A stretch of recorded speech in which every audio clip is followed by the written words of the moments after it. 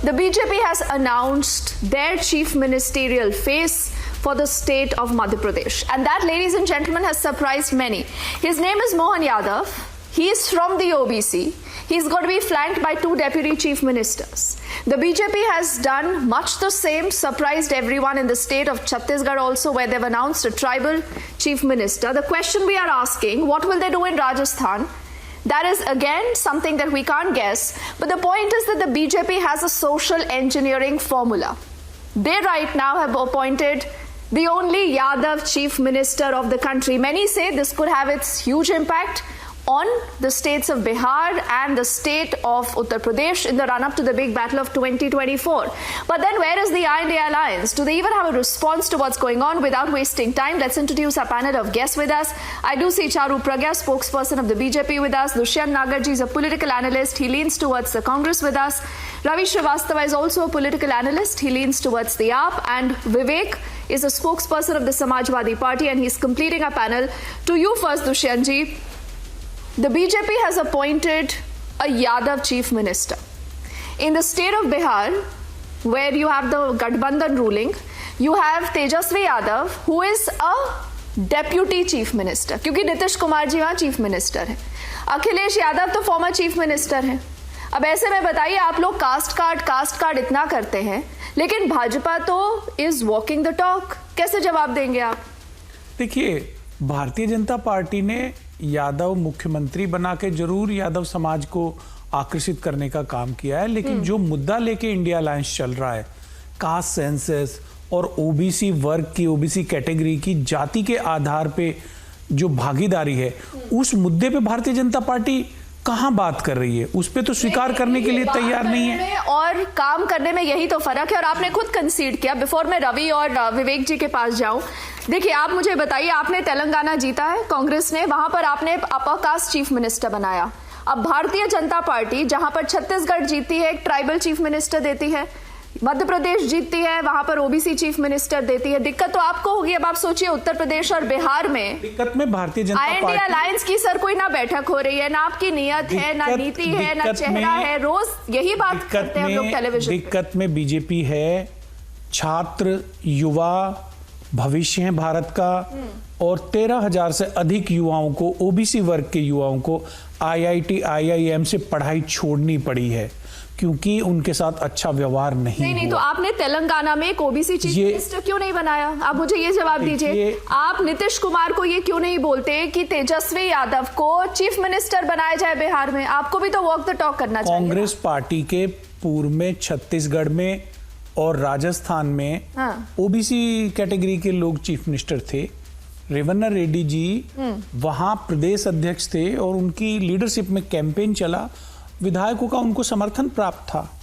तो आप तो जानते हैं कि कांग्रेस पार्टी डेमोक्रेटिक सिस्टम के तरीके से चलती है।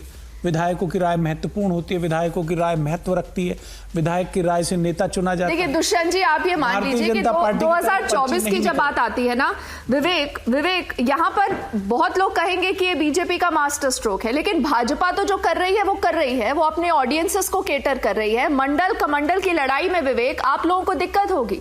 Aren't you scared what will happen to the Yadav vote bank in the state of Uttar Pradesh? अब देखिए, मध्य प्रदेश में Yadavs are a non-dominant OBC, and clearly the BJP has a message for UP and Bihar. Vivek,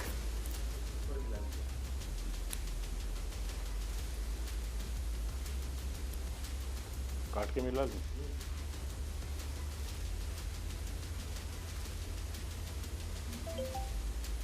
Vivek ji, can you hear us?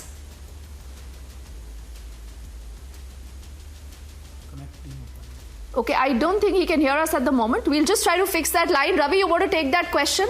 Should the INDA alliance already give up this fight? Because you are nowhere in the fight. You know, I don't even know when the next INDA alliance meeting, Ravi, is. Neither are you people serious. Neither do you have an agenda. Look at the abrogation of Article 370. This is exactly what I was telling Dushyantji. You know, on a day like today, where the Supreme Court has clearly spoken on the entire matter, you have the AAP that supported the BJP and you had other parties that opposed it. So there are multiple issues, Ravi, on which you will fail. The Supreme Court decision is on the expected lines. People knew it very well that this will be they're happening this way only. Although while the arguments were going on in the court, the CJI had asked several very tough questions to the government as well. Anyway, so we should look at Justice Sanjeev Kaul order also, where he has asked for a reconciliation committee to be formed and hearing the people's grudges and people's problems. So that's a mixed reaction for that. As far as the Yadav chief minister is concerned, this is all cosmetic. No, Ravi, I only meant that as an example right now. Because our debate is on this huge generational shift in the BJP. The BJP is social engineering, Ravi.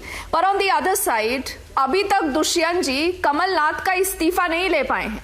दिक्कत ये है, because high command इतना week है कांग्रेस में कि आप क्या action लेंगे.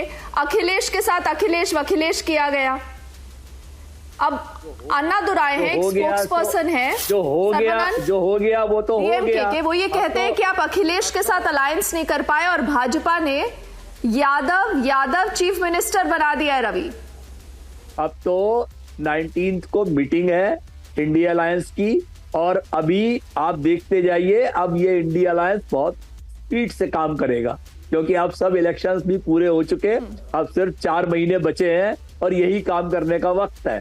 तो ये जो कॉस्मेटिक चेंजेस किए गए हैं, नया मोहन यादव का एक क्लिपिंग देख लीजिए सोशल मीडिया के ऊपर. आपको चुनावी भाषण में आपको आपके घर पहुंचा देंगे, आपको जिंदा गाड़ देंगे, आप महाकाल का माइक बंद करेंगे. जरा बयान सुन लीजिए उनके.